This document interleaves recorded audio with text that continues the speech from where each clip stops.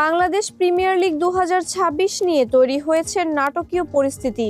BCB পরিচালক নাজমুল ইসলামের বিতর্কিত মন্তব্য, খেলোয়াড়দের প্রতিবাদ, বোর্ডের সিদ্ধান্ত ও নিষেধাজ্ঞা সব মিলিয়ে দেশের ক্রিকেট এখন আলোচনার কেন্দ্রবিন্দুতে।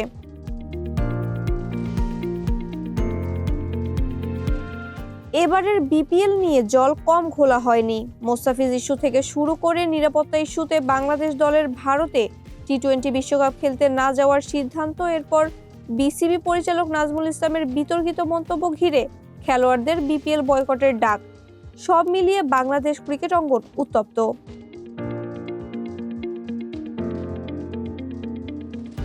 এর আগে বাংলাদেশ ক্রিকেট বোর্ডের পরিচালক নাজমুল ইসলামের বিতর্কিত মন্তব্যকে ঘিরে এ সংকটের সৃষ্টি হয়।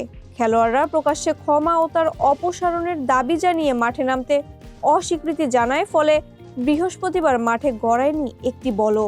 এতে দীর্ঘক্ষণ অপেক্ষায় থাকা ক্ষুব্ধ সমর্থকরা স্টেডিয়ামের গেট ভেঙে ভেতরে ঢোকার চেষ্টা চালায়। পরিস্থিতি আরও জটিল হলে বৃহস্পতিবার ফ্র্যাঞ্চাইজি প্রতিনিধি ও ক্রিকেটারদের সাথে বিসিবির বৈঠকের পর ক্রিকেটের স্বার্থে শুক্রবার থেকেই মাঠে নামার সিদ্ধান্ত নিয়েছেন ক্রিকেটাররা।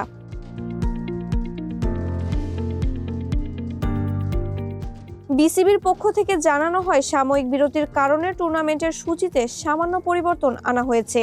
নতুন সূচি অনুযায়ী 15ই জানুয়ারির স্থগিত হওয়া ম্যাচগুলো 16ই জানুয়ারি, আর 16ই জানুয়ারির পূর্ব নির্ধারিত ম্যাচগুলো অনুষ্ঠিত হবে 17ই জানুয়ারি এবং 17ই জানুয়ারির ম্যাচগুলো পিছিয়ে 18ই জানুয়ারি মাঠে গড়াবে।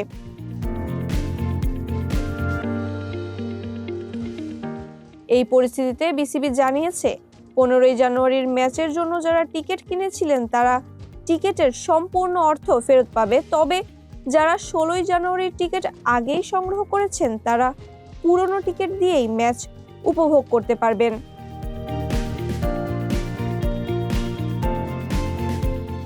ব্যক্তিগত দ্বন্দ্ব আর বোর্ডের অভ্যন্তরীণ টানাপোড়েন ছাপিয়ে শেষ পর্যন্ত মাঠের ক্রিকেটই জয় হচ্ছে। মিরপুরের গ্যালারিতে আবারও শুরু হচ্ছে 4 ছক্কার লড়াই, ফিরছে দর্শকদের উন্মাদনা। মাহবুবা ইসলাম, মানবকণ্ঠ।